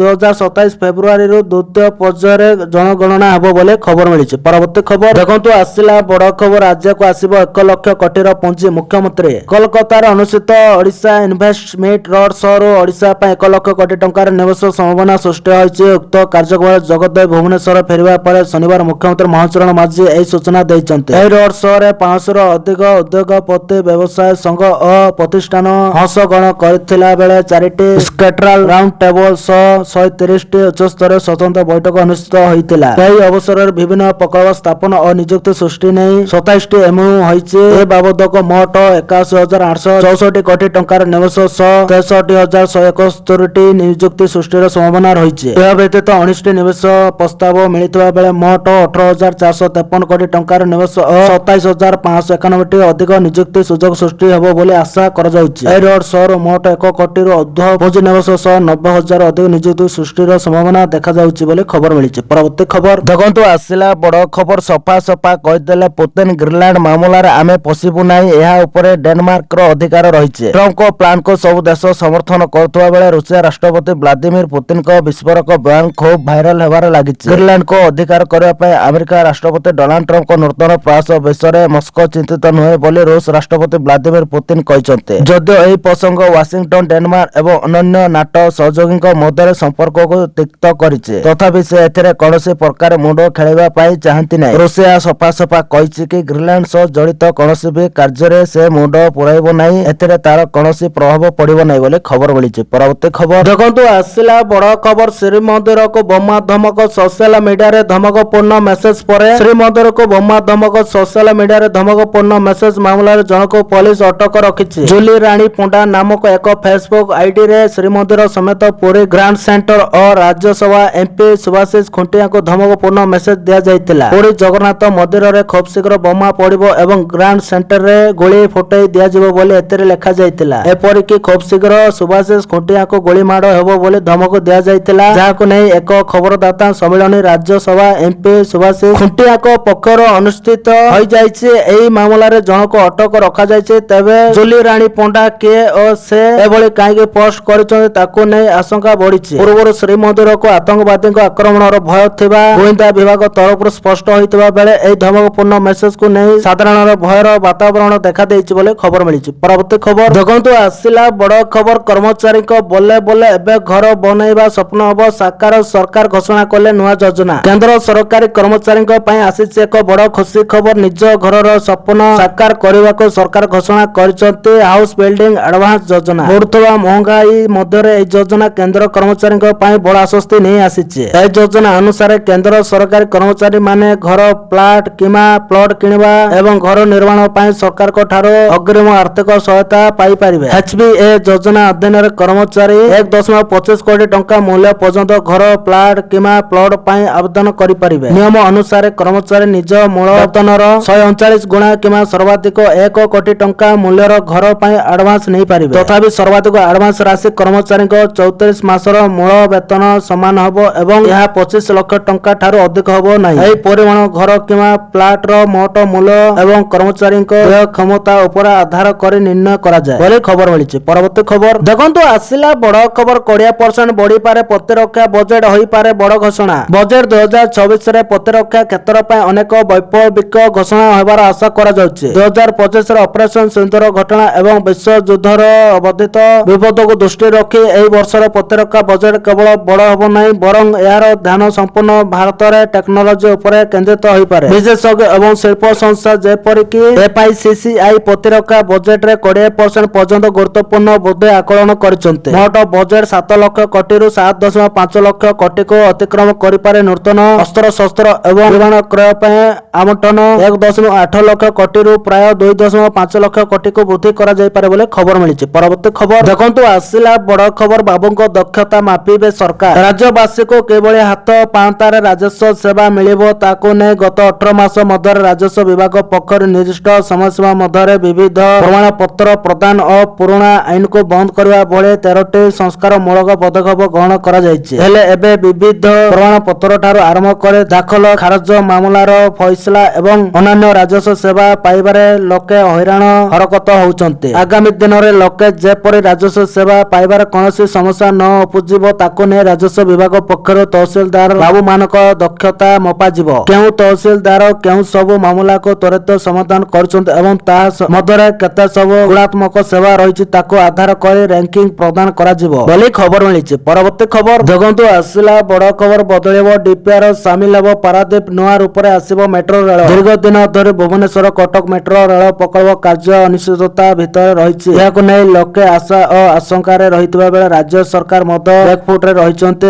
ଏହି ପରିପ୍ରେକ୍ଷୀରେ শুক্রবার সরকার স্তরীয় এক গুরুত্বপূর্ণ নিষ্পত্তি নিয়াଯାଇଛି। খুব শীঘ্র মেট্রো রেল প্রকল্প নূতন রূপরে আসব বলে নগর উন্নয়ন বিভাগ পক্ষରୁ জଣାପଡ଼ିଛି। ବିଭାଗ ପକ୍ଷରୁ ପ୍ରସ୍ତୁତ ହେଉଥିବା ଡିପିଆରକୁ ନେଇ ଜଣେ ବରିଷ୍ଠ ଅଧିକାରୀ କହିଛନ୍ତି, ପୂର୍ବରୁ ଏହା କେବଳ ଭୁବନେଶ୍ୱର, କଟକ, ପୁରୀ ମଧ୍ୟରେ କରିବ ବୋଲି ପ୍ରସ୍ତାବ ରହିଥିଲା। ପୂର୍ବ ସରକାର 2024 ସାଧାରଣ ନିର୍ବାଚନକୁ ଦୃଷ୍ଟିରେ ରଖି ଯେଉଁ ଡିପିଆର ପ୍ରସ୍ତୁତ କରିଥିଲେ ସେଥିରେ ବହୁତ କିଛି ପରିବର୍ତ୍ତନ କରାଯିବ। ଏହାକୁ ଭୁବନେଶ୍ୱର, କଟକ, ପୁରୀ, ପାରାଦୀପକୁ ଯୋଡ଼ିବା ପାଇଁ ସରକାର ସ୍ତରୀୟରେ ଏକ ପ୍ରକାର ନିଷ୍ପତ୍ତି ହୋଇଛି ବୋଲି ଖବର ମିଳିଛି। ପରବର୍ତ୍ତୀ ଖବର ଦେଖନ୍ତୁ, ଆସିଲା ବଡ ଖୁସି ଖବର। ବଢିଲା ମାସିକ ଭତ୍ତା। ଏଥର 1800 ବଦଳରେ ପାଇବେ 2500 ଟଙ୍କା। ଗ୍ରାମରକ୍ଷୀଙ୍କ ମାସିକ ଭତ୍ତା ବୃଦ୍ଧି କଲେ ମୁଖ୍ୟମନ୍ତ୍ରୀ। ରାଜ୍ୟର ଗ୍ରାମାଞ୍ଚଳରେ କାର୍ଯ୍ୟରତ ଗ୍ରାମରକ୍ଷୀ ମାନଙ୍କ ପାଇଁ ମୁଖ୍ୟମନ୍ତ୍ରୀ ଶ୍ରୀ ମୋହନ ଚରଣ ମାଝୀ ଏହି ସ୍ୱାଗତ ଯୋଗ୍ୟ ଘୋଷଣା କରିଛନ୍ତି। ପୂର୍ବରୁ ମିଳୁଥିବା 1800 ଟଙ୍କା ମାସିକ ଭତ୍ତା ବଦଳରେ ଏଣିକି ଗ୍ରାମରକ୍ଷୀ ମାନେ 2500 ଟଙ୍କା ମାସିକ ଭତ୍ତା ପାଇବେ। ଏହି ନିଷ୍ପତ୍ତି ଦ୍ୱାରା ଗ୍ରାମରକ୍ଷୀ ମାନଙ୍କ ଆର୍ଥିକ ସ୍ଥିତିରେ ସୁଧାର ଆସିବ ବୋଲି ଆଶା କରାଯାଉଛି। ଏହା ସହ ଗ୍ରାମରକ୍ଷୀ ମାନେ ସପ୍ତାହକୁ ଥରେ ସେମାନେ ଯେଉଁ ଥାନା ଅଧୀନରେ କାର୍ଯ୍ୟ କରୁଛନ୍ତି ସେଠାକୁ ଯାଇ ଉପସ୍ଥାନ ଦେବାକୁ ପଡିବ। ଏହି ବ୍ୟବସ୍ଥା ଦ୍ୱାରା କାର୍ଯ୍ୟ ପରିଚାଳନା ଓ ସମନ୍ୱୟ ଅଧିକ ସୁଦୃଢ ହେବ। ଉଲ୍ଲେଖନୀୟ ଯେ ଗ୍ରାମାଞ୍ଚଳରେ ଶାନ୍ତି ଓ ଶୃଙ୍ଖଳା ରକ୍ଷା, ଅପରାଧୀ ଚିହ୍ନଟ ଓ ପୁଲିସକୁ ସହଯୋଗ କରିବାରେ ଗ୍ରାମରକ୍ଷୀ ମାନଙ୍କ ଭୂମିକା ଅତ୍ୟନ୍ତ ଗୁରୁତ୍ୱପୂର୍ଣ୍ଣ। ସରକାରଙ୍କ ଏହି ପଦକ୍ଷେପକୁ ଗ୍ରାମରକ୍ଷୀ ମାନେ ସ୍ୱାଗତ କରିଛନ୍ତି ବୋଲି ଖବର ମିଳିଛି। ପରବର୍ତ୍ତୀ ଖବର ଦେଖନ୍ତୁ, ଆସିଲା ବଡ ଖବର। ପିଏମ ସୂର୍ଯ୍ୟ ଘର ଯୋଜନାର ଲାଭ ଉଠାଇବାକୁ ରୁହନ୍ତୁ ପ୍ରସ୍ତୁତ। 2024ର କେନ୍ଦ୍ରୀୟ ବଜେଟରେ ପ୍ରଧାନମନ୍ତ୍ରୀ ସୂର୍ଯ୍ୟ ଘର ଯୋଜନା ସମ୍ପର୍କରେ ଏକ ବଡ ଘୋଷଣା ହୋଇପାରେ। ସରକାର ଫେବୃଆରୀ 2024ରେ ପ୍ରଧାନମନ୍ତ୍ରୀ ସୂର୍ଯ୍ୟ ଘର ମାଗଣା ବିଦ୍ୟୁତ ଯୋଜନା ଆରମ୍ଭ କରିଥିଲେ। ତଥାପି ପ୍ରଧାନମନ୍ତ୍ରୀ ନରେନ୍ଦ୍ର ମୋଦି ଫେବୃଆରୀ 13, 2024ରେ ଏହାକୁ ଆନୁଷ୍ଠାନିକ ଭାବରେ ଉଦ୍ଘାଟନ କରିଥିଲେ। ସରକାରୀ ଅଧିକାରୀଙ୍କ ଅନୁଯାୟୀ ସରକାର ଏହି ଯୋଜନା ଅଧୀନରେ ଛାତ ଉପରେ ସୌର ପ୍ୟାନେଲର ବ୍ୟବହାର ବୃଦ୍ଧି କରିବା ଉପରେ ଧ୍ୟାନ ଦେଉଛନ୍ତି। ନବୀକରଣୀୟ ଶକ୍ତିର ଅଭିବୃଦ୍ଧିକୁ ତ୍ୱରାନ୍ୱିତ କରିବା ପାଇଁ ସରକାର ଗ୍ରିଡ୍ ସମ୍ବନ୍ଧୀୟ ପ୍ରତିବନ୍ଧକଗୁଡ଼ିକୁ ମଧ୍ୟ ସମାଧାନ କରୁଛନ୍ତି। କେନ୍ଦ୍ର ଶକ୍ତି ମନ୍ତ୍ରୀ ପ୍ରହ୍ଲାଦ ଯୋଶୀ ଗତ ମାସରେ ଏକ ସାକ୍ଷାତକାରରେ କହିଥିଲେ ଯେ ସରକାର 2026 ସୁଦ୍ଧା 50-55 ଲକ୍ଷ ଛାତ ଉପରେ ସୌର ସ୍ଥାପନର ଲକ୍ଷ୍ୟ ରଖିଛନ୍ତି। ଏହାକୁ ହାସଲ କରିବା ପାଇଁ ସରକାର ଏହି ଯୋଜନାରେ ଅଧିକ ଖର୍ଚ୍ଚ ଘୋଷଣା କରିପାରନ୍ତି।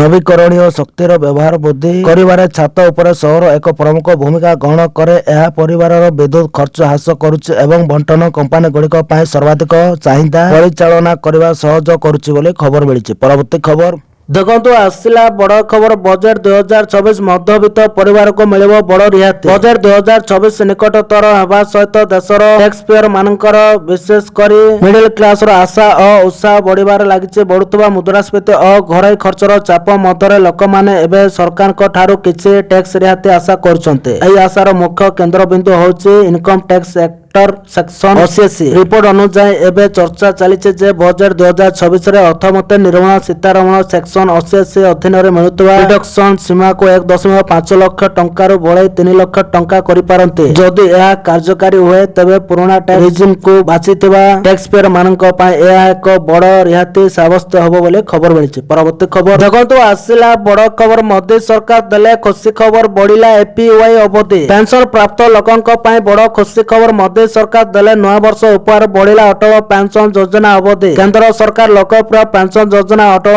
ପେନସନ ଯୋଜନାର ଅବଧି ବୃଦ୍ଧି ହେବା ନେଇ ଘୋଷଣା କରିଛନ୍ତି। କେନ୍ଦ୍ର କ୍ୟାବିନେଟ ବୁଧବାର ଦିନ ସରକାରଙ୍କ ପ୍ରମୁଖ ଅଟଳ ପେନସନ ଯୋଜନା ଏପିୱାଇ କୁ 2030-31 ଆର୍ଥିକ ବର୍ଷ ପର୍ଯ୍ୟନ୍ତ ଜାରି ରଖିବାକୁ ଅନୁମୋଦନ କରିଛନ୍ତି। ଏହା ପ୍ରଶମନମୂଳକ, ବିକାଶମୂଳକ କାର୍ଯ୍ୟକଳାପ ଏବଂ ଗ୍ୟାପ ପାଣ୍ଠି ପାଇଁ ଆର୍ଥିକ ସହାୟତାର ବିସ୍ତାରକୁ ମଧ୍ୟ ଅନୁମୋଦନ କରିଛନ୍ତି। ପ୍ରଧାନମନ୍ତ୍ରୀ ନରେନ୍ଦ୍ର ମୋଦିଙ୍କ ଅଧ୍ୟକ୍ଷତାରେ ଅନୁଷ୍ଠିତ କ୍ୟାବିନେଟ ବୈଠକ ପରେ ଏକ ଆନୁଷ୍ଠାନିକ ବିଜ୍ଞପ୍ତି ଜାରି କରାଯାଇଥିଲା, ଯେଉଁଥିରେ କୁହାଯାଇଛି ଯେ ସରକାର ଏହି ପେନସନ ଯୋଜନାର ଅବଧିକୁ 2030-31 ପର୍ଯ୍ୟନ୍ତ ବୃଦ୍ଧି କରିଛନ୍ତି। ଏହା ଅଣସଂଗଠିତ କ୍ଷେତ୍ରର ଶ୍ରମିକଙ୍କ ମଧ୍ୟରେ ପ୍ରବେଶକୁ ବିସ୍ତାର କରିବା ପାଇଁ ସଚେତନତା ଏବଂ କ୍ଷମତା ନିର୍ମାଣ ଭଳି କାର୍ଯ୍ୟକଳାପ ପାଇଁ ସରକାରୀ ସହାୟତା ପ୍ରଦାନ ଜାରି ରଖିବ ବୋଲି ଖବର ମିଳିଛି। ପରବର୍ତ୍ତୀ ଖବର ଦେଖନ୍ତୁ, ଆସିଲା ବଡ ଖବର। ହୋଇଗଲା ଫାଇନାଲ ଘୋଷଣା ହେଲା ତାରିଖ। ଏହି ଦିନ ଚାଷୀଙ୍କ ଖାତାକୁ ଆସିବ ପିଏମ କିଷାନ ଟଙ୍କାର 22ତମ କିସ୍ତି। ଭାରତରେ ଲକ୍ଷ ଲକ୍ଷ ଚାଷୀ ବାସ କରନ୍ତି ଯାହାଙ୍କର ଜୀବନ ସିଧାସଳଖ କୃଷି ଉପରେ ନିର୍ଭର କରେ। ଏହି ଚାଷୀ ମାନଙ୍କୁ ଆର୍ଥିକ ସହାୟତା ପ୍ରଦାନ କରିବା ପାଇଁ କେନ୍ଦ୍ର ଏବଂ ରାଜ୍ୟ ସରକାର ସମୟ ସମୟରେ ବିଭିନ୍ନ ଯୋଜନା ଆରମ୍ଭ କରନ୍ତି। ଗୋଟିଏ ଗୁରୁତ୍ୱପୂର୍ଣ୍ଣ ଯୋଜନା ହେଉଛି ପ୍ରଧାନମନ୍ତ୍ରୀ କିଷାନ ସମ୍ମାନ ନିଧି ଯୋଜନା, ଯାହା କ୍ଷୁଦ୍ର ଏବଂ ଆର୍ଥିକ ଭାବରେ ପଛୁଆ ଚାଷୀ ମାନଙ୍କୁ ସିଧାସଳଖ ଆର୍ଥିକ ସହାୟତା ପ୍ରଦାନ କରେ। ଏହି ଯୋଜନା ଅଧୀନରେ ପ୍ରତିବର୍ଷ 3ଟି ସମାନ କିସ୍ତିରେ ଚାଷୀଙ୍କ ଆକାଉଣ୍ଟକୁ 2000 ଟଙ୍କା ସ୍ଥାନାନ୍ତର କରାଯାଏ। ଏପର୍ଯ୍ୟନ୍ତ ଏହି ଯୋଜନାର 21ଟି କିସ୍ତି ଜାରି କରାଯାଇଛି ଏବଂ ଲକ୍ଷ ଲକ୍ଷ ଚାଷୀ ଏଥିରୁ ଉପକୃତ ହୋଇଛନ୍ତି। ଚାଷୀମାନେ ଏବେ 22ତମ କିସ୍ତି ପାଇଁ ଉତ୍ସାହର ସହିତ ସହିତ ଅପେକ୍ଷା କରିଛନ୍ତି। ସେମାନଙ୍କ ମନରେ ପ୍ରଶ୍ନ ହେଉଛି 22ତମ କିସ୍ତି କେବେ ଜାରି ହେବ? ତେବେ ଆସନ୍ତୁ ନୂଆ ଅପଡେଟ୍ ସେୟାର କରିବା ଏବଂ ଚାଷୀମାନଙ୍କୁ କଣ କଣ କରିବାକୁ ପଡ଼ିବ ତାହା ଜାଣିବା। 22ତମ କିସ୍ତି କେବେ ସୁଦ୍ଧା ଆସିବ? ଏପର୍ଯ୍ୟନ୍ତ ପ୍ରଧାନମନ୍ତ୍ରୀ କିଷାନ ଯୋଜନା ଅଧୀନରେ ଚାଷୀଙ୍କ ଆକାଉଣ୍ଟକୁ ମୋଟ 21ଟି କିସ୍ତି ସ୍ଥାନାନ୍ତରିତ ହୋଇଛି। ଯୋଜନା ଢାଞ୍ଚା ଅନୁସାରେ ପ୍ରତ୍ୟେକ କିସ୍ତି ପ୍ରାୟ ପ୍ରତି 4 ମାସରେ ଜାରି କରାଯାଇଛି। ପୂର୍ବ କିସ୍ତିର ସମୟସୀମାକୁ ଆଧାର କରି ଫେବୃଆରୀ ପରବର୍ତ୍ତୀ କିସ୍ତି ପାଇଁ ଉପଯୁକ୍ତ ସମୟ ମନେ ହେଉଛି। ବର୍ତ୍ତମାନ ସରକାରଙ୍କ ଦ୍ୱାରା କୌଣସି ସରକାରୀ ତାରିଖ ଘୋଷଣା କରାଯାଇନାହିଁ, ହେଲେ ଗଣମାଧ୍ୟମ ରିପୋର୍ଟ ଅନୁଯାୟୀ ଫେବୃଆରୀରେ 22ତମ କିସ୍ତି ପ୍ରକାଶିତ ହେବାର ଆଶା କରାଯାଉଛି। ଏହା ମଧ୍ୟ ବିଶ୍ୱାସ କରାଯାଉଛି ଯେ ପ୍ରଧାନମନ୍ତ୍ରୀ ନରେନ୍ଦ୍ର ମୋଦି ନିଜେ ଏହି କିସ୍ତି ଜାରି କରିପାରନ୍ତି, ଯେପରି ପୂର୍ବ ଅନେକ କିସ୍ତି ସହିତ ହୋଇଛି ବୋଲି ଖବର ମିଳିଛି। ପରବର୍ତ୍ତୀ ଖବର ଦେଖନ୍ତୁ, ଆସିଲା ବଡ଼ ଖବର। ଏସ୍ଆଇ ନିଯୁକ୍ତି ପରୀକ୍ଷା କେଳାକାରୀ ଅଭିଯୁକ୍ତଙ୍କ ଜାମିନ ଶୁଣାଣି ମାର୍ଚ୍ଚ 16କୁ ଘୁଞ୍ଚିଲା। ଏସ୍ଆଇ ପରୀକ୍ଷା କେଳାକାରୀ ମାମଲା ମାର୍ଚ୍ଚ 16 ତାରିଖକୁ ଘୁଞ୍ଚିଲା। ଶୁଣାଣି ହାଇକୋର୍ଟରେ ଏସ୍ଆଇ ନିଯୁକ୍ତି ପରୀକ୍ଷା ଦୁର୍ନୀତି ମାମଲାର ଅଭିଯୁକ୍ତ ମୁନା ମହାନ୍ତିଙ୍କ ଅତୁଳନୀୟ ଜାମିନ ଆବେଦନର ଶୁଣାଣି ଥିଲା। ସବୁ ଅଭିଯୁକ୍ତଙ୍କ ଜାମିନ ଉପରେ ଶୁଣାଣି ସେହି ଦିନ ଏକ ସଙ୍ଗେ ହେବ ବୋଲି କୋର୍ଟ ନିର୍ଦ୍ଦେଶ ଦେଇଛନ୍ତି। ଶ୍ୱାସଗତ କାରଣ ଦର୍ଶାଇ ଜାମିନ ଆବେଦନ କରିଥିଲେ ଅଭିଯୁକ୍ତ, ଯାହାକୁ ଆସନ୍ତା ମାର୍ଚ୍ଚ 16 ତାରିଖକୁ ଘୁଞ୍ଚାଇ ଦେଇଛନ୍ତି ଅଦାଲତ। ସବୁ ଅଭିଯୁକ୍ତଙ୍କ ଜାମିନ ଆବେଦନ ଉପରେ ଶୁଣାଣି ଏକା ସାଙ୍ଗରେ ହେବା। ତେବେ CBI Odisha police sub inspector SI ନିଯୁକ୍ତି ଦୁର୍ନୀତି ମାମଲାରେ 16 ଜଣଙ୍କ ନାଁରେ ପ୍ରାଥମିକ ଚାର୍ଜସିଟ୍ ଦାଖଲ କରିଛି। ଏଥିରେ କିଙ୍ଗପିନ୍ ଶଙ୍କର ପୃଷ୍ଟି, ରିଙ୍କୁ ମହାରଣା, ସୌମ୍ୟ ପ୍ରିୟଦର୍ଶିନୀ, ସୁରେଶ ନାୟକ ଓ ମୁନା ମହାନ୍ତିଙ୍କ ନାମ ରହିଛି ବୋଲି ଖବର ମିଳିଛି। ପରବର୍ତ୍ତୀ ଖବର ଦେଖନ୍ତୁ, ଆସିଲା ବଡ଼ ଖବର। ବିନା ଗ୍ୟାରେଣ୍ଟିରେ ମିଳୁଛି ସରକାରୀ ଲୋନ୍। ଆଧାର କାର୍ଡ ଦେଖାନ୍ତୁ, 90,000 ଟଙ୍କା ନେଇଯାଆନ୍ତୁ। ଯଦି ଆପଣ ନିଜର ଏକ ଛୋଟ ବ୍ୟବସାୟ ଆରମ୍ଭ କରିବାକୁ ଚାହୁଁଛନ୍ତି ଏବଂ ଟଙ୍କା ଅଭାବରୁ ତାହା କରିପାରୁନାହାନ୍ତି, ତେବେ ମୋଦି ସରକାର ଆପଣଙ୍କୁ ସାହାଯ୍ୟ କରିବେ। ହଁ, ଆମେ ସେହି ସରକାରୀ ଯୋଜନା ବିଷୟରେ କହୁଛୁ, ଯାହାକୁ କରୋନା ମହାମାରୀ ସମୟରେ ରାସ୍ତାକଡ଼ ବିକ୍ରେତା ବା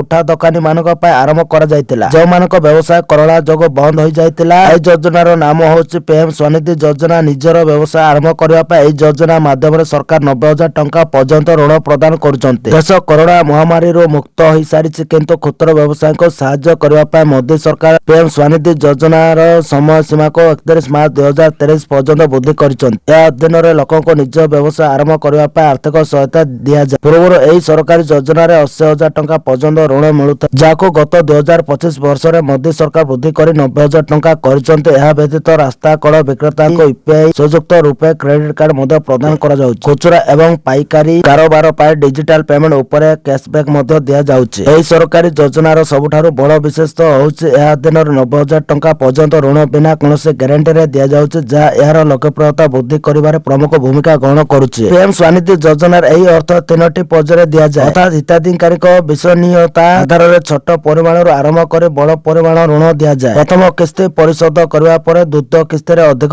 ଏବଂ ପରେ ତୃତୀୟ କିସ୍ତିରେ ତାଠାରୁ ବି ଅଧିକ ଋଣ ମିଳିଥାଏ ବୋଲି ଖବର ମିଳିଛି। ପରବର୍ତ୍ତୀ ଖବର ଦେଖନ୍ତୁ, ଆସିଲା ବଡ଼ ଖବର। ପଛରେ ପଡ଼ିବ ଆମେରିକା, ଭାରତର ଜଲବା ଦେଖିବ ସାରା ବିଶ୍ୱ। ଆମେରିକୀୟଙ୍କ ମୁହଁରେ ଭାରତର ଚର୍ଚ୍ଚା। ଆଗକୁ ଭାରତରେ ପୁଞ୍ଜି ନିବେଶ କରିବା ପାଇଁ ଚାହାନ୍ତି ବଡ଼ ବଡ଼ ଆମେରିକୀୟ କମ୍ପାନୀ, କାରଣ ଭାରତ ଆଗାମୀ ଦିନରେ ବିଶ୍ୱର ସର୍ବବୃହତ ଅର୍ଥନୀତି ଥିବା ଦେଶରେ ପରିଣତ ହେବାକୁ ଯାଉଛି। ଆମେରିକାର ଏକ ପ୍ରମୁଖ ଘରୋଇ ଇକ୍ୱିଟି ଫାର୍ମ କାର୍ଲାଇଲ୍ ଗ୍ରୁପର ସହ ପ୍ରତିଷ୍ଠାତା ଡେଭିଡ୍ କହିଛନ୍ତି ଯେ ଭାରତ ଦ୍ରୁତଗତିରେ ଅଭିବୃଦ୍ଧି କରୁଛି ଏବଂ ଆଗାମୀ 2ରୁ 3 ଦଶନ୍ଧି ମଧ୍ୟରେ ବିଶ୍ୱର ସର୍ବବୃହତ ଅର୍ଥନୀତି ହୋଇପାରିବ। ସେ ଡାଭୋସରେ ବିଶ୍ୱ ଅର୍ଥନୈତିକ ଫୋରମ WEF ରେ ଏକ ସାକ୍ଷାତକାରରେ ଏହି ବକ୍ତବ୍ୟ ରଖିଛନ୍ତି। ଏହା ଆଉ 20-30 ବର୍ଷ ମଧ୍ୟରେ ସମ୍ଭବ ହେବ। ଭାରତର ଅର୍ଥନୀତି ଖୁବ୍ ଶୀଘ୍ର 1 ନମ୍ବରରେ ପହଞ୍ଚିବ। ବର୍ତ୍ତମାନ ଭାରତ ସର୍ବବୃହତ ଅର୍ଥନୀତି ଥିବା ଦେଶମାନଙ୍କ ମଧ୍ୟରେ 4ର୍ଥ ନମ୍ବରରେ ରହିଛି। ଦିନ ଆସିବ ଏହା ତୃତୀୟ ଥିବା ଜର୍ମାନୀକୁ କାଟି ତୃତୀୟ ସ୍ଥାନରେ ରହିବ ବୋଲି ଖବର ମିଳିଛି। ପରବର୍ତ୍ତୀ ଖବର ଦେଖନ୍ତୁ, ଆସିଲା ବଡ଼ ଖବର। ଅଷ୍ଟମ ବେତନ କମିଶନକୁ ନେଇ ଆସିଲା ବଡ଼ ଅପଡେଟ୍। କେନ୍ଦ୍ର ସରକାରୀ କର୍ମଚାରୀ ଏବଂ ପେନ୍ସନଭୋଗୀଙ୍କ ମଧ୍ୟରେ ବର୍ତ୍ତମାନ ଏକ ପ୍ରଶ୍ନ ବ୍ୟାପକ ଭାବରେ ଆଲୋଚନା ହେଉଛି। ଅଷ୍ଟମ ବେତନ କମିଶନ ଲାଗୁ ହେବା ପୂର୍ବରୁ